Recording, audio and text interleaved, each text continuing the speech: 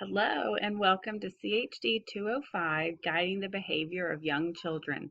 My name is Maggie Charlton and I'm going to be your instructor for this course this summer. I wanted to try something different by having a video introduction, and if it goes well and students seem to enjoy the face-to-face interaction, then I'll continue to do these each week. So for this week, what I wanted to do was just give you a quick overview of the course, show you how I have Blackboard set up for you, and give you some helpful hints on how you can be successful in this class. So if you notice on the screen, you'll see this is our home page for the course. So whenever you click into it, you're going to see the announcements pop up first, and there is a menu on the left-hand side that I have tried to organize to make life a little bit easier for you. So I'm going to go through each section, just letting you know where you can find things so that you'll be familiar with Blackboard, especially if you haven't had to work with it before. So if you see, there are three different sections in our menu. We have a Getting Started area, a Course Content, and Course Tools. So up in the Getting Started, you'll notice that there is an Announcements link.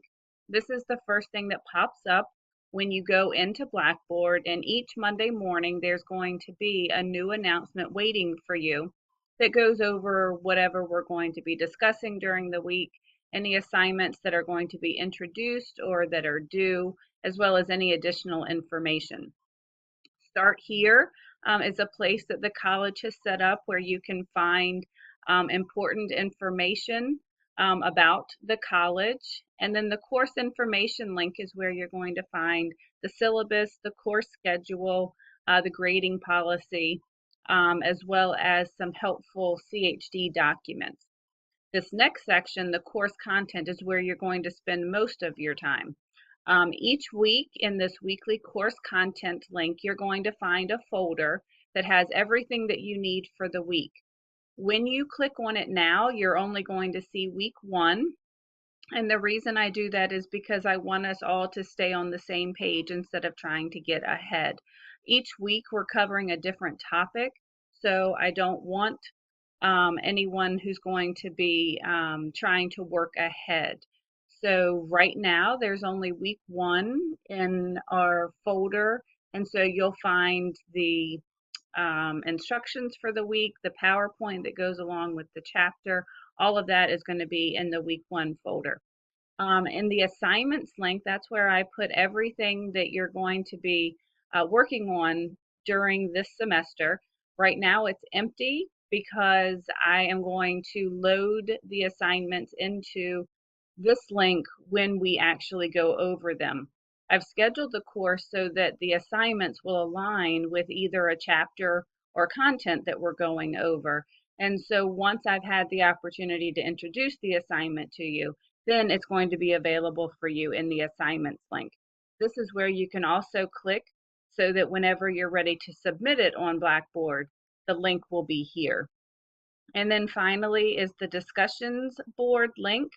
So most weeks you're going to have a discussion board to answer. This week it's just simply introducing yourself to the rest of the class. Whenever there is a discussion board, you're going to find the link in that week's folder, but you can also access it easily from here. And just a quick word about discussion boards. The way that they're set up is normally I ask you to respond, and then you need to reply to at least 2 of your classmates. I'm looking for more than great post or I agree with you, but I'm not asking you to write a long, lengthy response either. I just really want to see that you've taken time to read it, reflect on it, and make some remarks to your classmate. So whether or not you agree with them, maybe you don't agree with them, you have some additional insights you want to add, questions you want to ask, all of that can be in the discussion board replies. So normally I'm going to ask that you try and post your response by Wednesday night so that everyone has a chance to read them and reply when they have a chance. Our class is going to run from Monday morning until Sunday night at midnight, so you have until midnight to get that done. The final section of our menu is course tools. The first one you see is My Grades. So you can click on this at any time during the semester to see what your grades are, how you are progressing in the course. I try really hard to try and get everything graded within a week of when you have turned it in, especially during the summer semester, so that you always are aware of how you're doing in the class.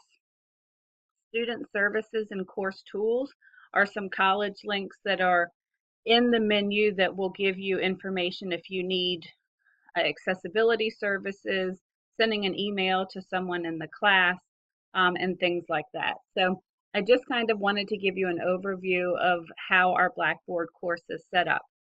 I also want to give you just a couple of important pieces of information. They're found in your syllabus, but I thought it would be helpful for you to be able to know up front. The first one is attendance. So obviously this is an online course. You're not expected to come to campus for anything, but online participation and attendance is really calculated through discussion boards and logging into Blackboard. So if there is a discussion board post that's due for the week and you complete it, then that takes care of your attendance and participation.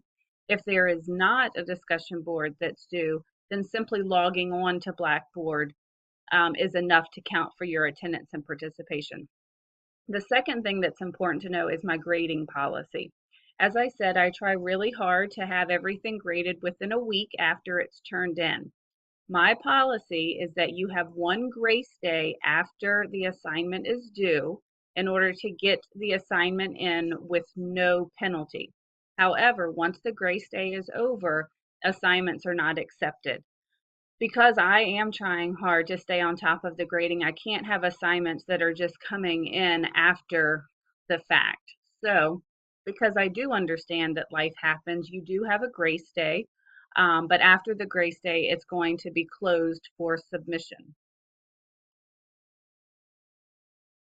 I don't ask you to submit anything that is due right away. I try very hard to give you at least a week or two in order to work on the assignment. The last thing I wanted to discuss was just kind of an overview of this course. So obviously this course is called Guiding the Behavior of Young Children. And what you're going to find is that the techniques that are discussed in this course are not necessarily things that you have seen in the classrooms a lot. You're not going to find that we advocate for the stoplight system, but what you are going to find is that it's important to build relationships with children, that you discover what it is that's going on in their lives in order to help them the best, and give you some techniques so that you can be proactive rather than reactive. So for this week, all you're asked to do is to read the first chapter and review the PowerPoint slides that go along with that chapter. Every chapter that you read are going to have PowerPoint slides that go along with it that just kind of pull out the important information.